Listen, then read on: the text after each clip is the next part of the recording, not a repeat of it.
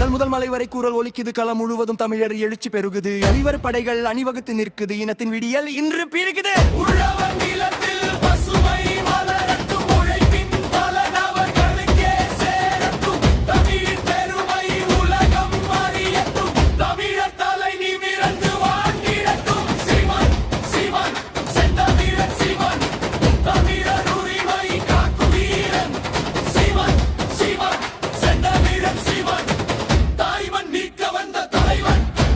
இனம் மண்மொழி